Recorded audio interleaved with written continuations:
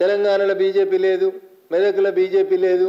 ఒకసారి దుబ్బాకలో చూపెట్టినాం, రేపు మళ్ళీ మెదక్లో కూడా చూపెడతాం. మేము భారతీయ జనతా పార్టీ ఉన్నదా లేదా, తెలంగాణలో మాకెన్ని సీట్లు వస్తాయి, మీకెన్ని తోలుగుడ్లు వస్తాయి.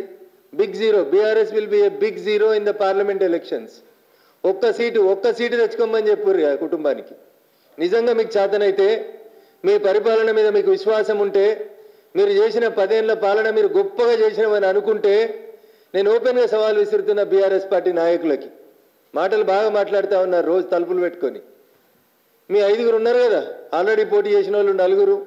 దొడ్డిదారులు వచ్చిన సడకుని కొడుకు సంతోషు 5గురు ఉన్నారు కదా. మీ 5గురు పోటీ చేయరు ఎంపీలకి. మీకు నచ్చిన ఎంపీలు పోటీ చేయండి. ఒక్కటి గెలువురు మీ కుటుంబంలోకి వెళ్ళి. మీ 5గురిట్లలో ఒక్కడు గెలువురు కుటుంబంలోకి వెళ్ళి పోటీ చేసి. కేసీఆర్ గారు చేస్తారా, కేటీఆర్ గారు చేస్తారా, హరీష్ చేస్తాడా, కవిత చేస్తుందా, సడకుని కొడుకు సంతోష్ చేస్తాడా, మాకు సంబంధం లేదు. మీ 5గురు రాండి పోటీలోకి. తెలంగాణ సమాజం ఎదురు చూస్తుంది. మీరు ఎప్పుడు వస్తారా, ఎప్పుడు కర్రు కాల్చి వాత పెడదామా అని. నేను ఓపెన్గా చెప్తా ఉన్నా, తెలంగాణలో ఉన్న 17 పార్లమెంట్ సీట్లలో BJP will be the number 1 party. We will get highest seats in Telangana when compared with other political parties that are existing in Telangana. ఇది సవాల్ అనుకుంటారా, ఛాలెంజ్ అనుకుంటారా? నిజంగా మీకు చేతనైతే మీరు రాండి, 5గురు రాండి. ఎవరికి డిపాజిట్ వస్తుంది, ఎవరికి డిపాజిట్ రాదు, ఏ ఊర్లో ఏ పార్టీ ఉన్నది, ఏ ఎంపీ ఎవరు గెలుస్తారు, ఫీల్డ్లోకి రాండి. ఎందుకు? ఇంకో 15 రోజులు అయితే అనౌన్స్ అవుతాయి కదా, ఎన్నికలో షెడ్యూలో నోటిఫికేషన్ ఏదో ఒకటి వస్తుంది కదా. రాండి. ఇది చేత కదా వాళ్ళకి. ఏం చేతనవుతుంది? ఎవరికి పైసలు ఉన్నాయి, ఎవరిని తోలుకొద్దాం, ఎవరికి అమ్ముదాం సీట్లు. పోయినసారి అమ్మిరు కదా, 2019లో ఎట్లయితే అమ్ముకున్నారో అన్ని 100 కోట్లకే. నేను చెప్పలే ఈ మాట.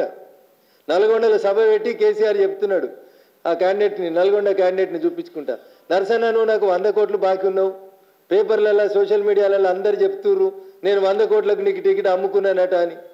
ఆ పేపర్లో చెప్పుడు ఏముంది, ప్రజలంతా చెప్పారు. ఏ టికెట్ అమ్మినావు, పోయినసారి ఎంపీ సీట్లు అమ్ముకున్నారు, ప్రజలందరికీ తెలిసిందే. ఇప్పుడు కూడా మళ్ళీ పైసలు ఉన్న వాళ్ళు ఎవరున్నారు, ఎవరిని కోద్దామా అని దొరకబట్టి సమీక్షల పేరిట కార్యకర్తలకు ఇయ్యరు. వాళ్ళు శంకరమ్మకి సీటు ఇయ్యరు, తెలంగాణ ఉద్యమంలో పనిచేసిన వాళ్ళకి సీటు ఇయ్యరు, ఎర్రోల సీన్ లాంటి వానికి సీటు రాదు, పార్టీ కోసం పనిచేసిన వానికి ఎవరికి సీటు రాదు. సీటు ఎవరికి వస్తుంది? ఎవరు సూట్ కేసులు తీసుకొని వస్తే వాళ్ళకి వస్తుంది. ఎవరు 100 కోట్లు ఇస్తే వాళ్ళకి సీట్లు వస్తాయి, ఎవరు 500 కోట్లు ఇస్తే వాళ్ళకి సీట్లు వస్తాయి. వీళ్ళట ప్రజలలో విశ్వాసం ఉందంట. మెదక్లో భారతీయ జనతా పార్టీ 1998లో గెలిచింది. హరీష్ సార్ యాదిగుంచుకో, నువ్వు రాజకీయాలకి రాకంటే ముందే మెదక్ పార్లమెంటుని భారతీయ జనతా పార్టీ 1998లో గెలిచింది.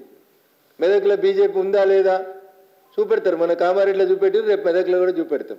అంతకుముందు దుబ్బాకలో కూడా చూపెట్టినాం.